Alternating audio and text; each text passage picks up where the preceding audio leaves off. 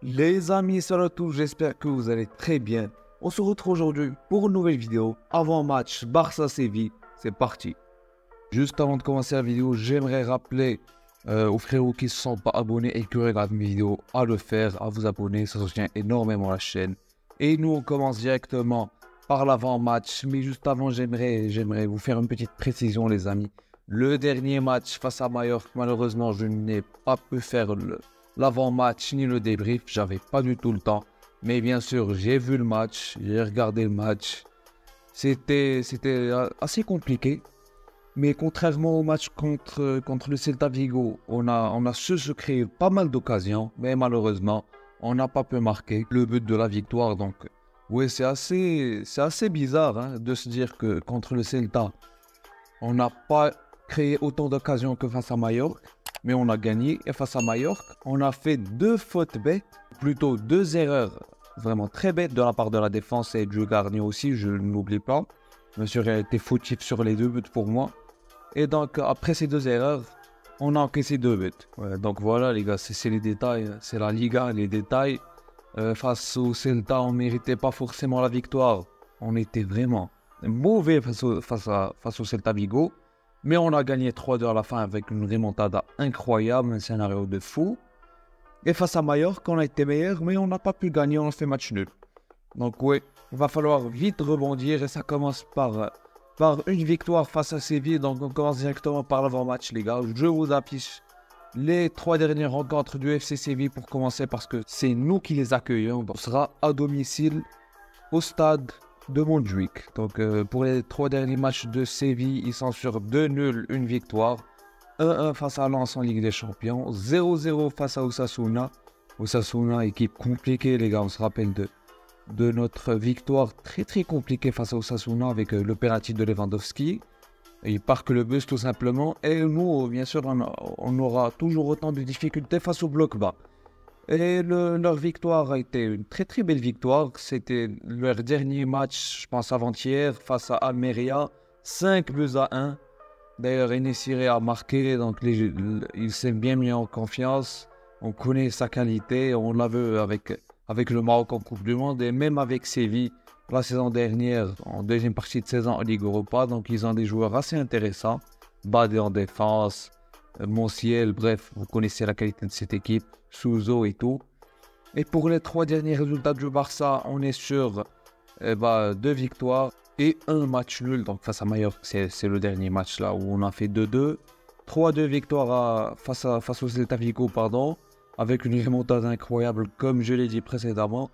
Et ça remonte un petit peu la victoire 5-0 face à Anvers. C'était il y a presque 10 jours.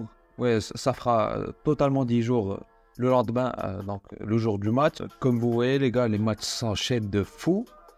Et on jouera ce vendredi, donc demain. Et juste après, on va rencontrer, je pense, le mercredi, Porto en Ligue des Champions. Donc, les matchs s'enchaînent vraiment beaucoup.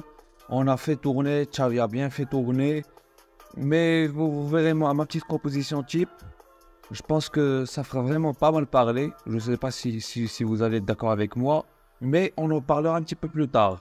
Pour continuer avec le classement de la Liga, on est 3e. Malheureusement, on a perdu la tête de la Liga. Après notre match nul, on était passé premier après la défaite du Real Madrid face à l'Atlético.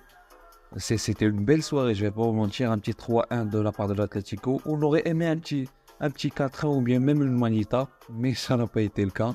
Séville, eux, ils sont 12e de Liga. Donc, comme vous voyez à l'écran, ils ont enchaîné 3 défaites d'affilée. Après, ils ont gagné, ils ont fait nul. Après, encore une fois, gagné face à Almeria 5-1. Donc, ils se relèvent un petit peu. Ils ont donné de la continuité à leur coach. Après la victoire en finale de Ligue Europa. C'était assez sympa pour eux, les gars, d'ailleurs. C'est eux les rois de cette compétition. Donc, voilà, les gars, pour la parenthèse classement. On va parler un petit peu des 3 derniers matchs face à Séville. Donc, comme vous voyez à l'écran, les 3 derniers matchs du Barça face à Séville, on a gagné 3 fois. Littéralement 3 victoires. 1-0 en 2022. 3-0 la saison dernière et encore un 3-0 match retour de la saison dernière en Liga. Donc on peut se dire que Séville c'est un adversaire qui nous réussit assez bien. Et c'est tout simplement parce qu'ils jouent. Ils jouent au football. Contrairement aux équipes qui nous causent beaucoup de problèmes, c'est des blocs bas. Contrairement à eux, Séville, c'est une équipe assez joueuse. Ils sont très forts en contre-attaque d'ailleurs, les gars. Va falloir vraiment faire attention au contre. Et on verra ça dans ma composition maintenant. Donc, comme vous le voyez, les gars, à l'écran, ma composition type. On commence bien sûr Ter Stegen dans les buts classiques.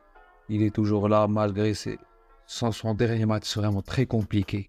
Très compliqué match de la part de Ter Stegen. Mais bon, que voulez-vous, mettre Araujo à sa place ou bien Iñaki Peña? Je ne pense pas. Je crois pas qu'il ait le niveau de la Liga pour être vraiment franc avec vous, les gars. En défense centrale, on va revenir à la BAC, les gars. Parce que vraiment, la solidité défensive de cette saison, c'est vraiment assez alarmant. On a encaissé 7 ou 8 buts cette saison en Liga. Et la saison dernière, on avait encaissé ce nombre de buts, donc 8, après 25 journées de Liga.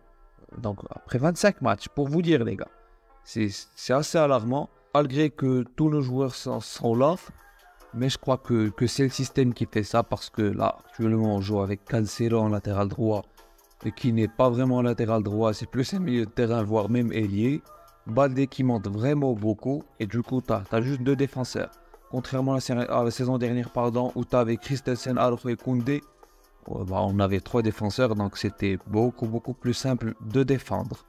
Donc on partira sur la BAC, la charnière centrale de la défense plutôt de l'année dernière, pour retrouver un petit peu de solidité défensive, parce que comme je vous ai dit, Séville sont très forts en contre-attaque. Ils sont très forts aussi sur coup de pied arrêté. Donc comme vous voyez à l'écran, en défense, Baldé à gauche, d'ailleurs lui il va falloir qu'il se réveille, parce qu'il n'est pas trop utile sur ces derniers matchs. Il commençait à se réveiller lorsqu'on gagnait 5-0 par-ci par-là, les deux 5-0 là. Il se réveillait pas mal, mais là vraiment, il apporte pas grand-chose. En charnière centrale, dans Christensen, Araujo et Koundé à droite, il ne sera pas vraiment en latéral droit, ce sera plus une défense à 3. Baldé qui va remonter en attaque.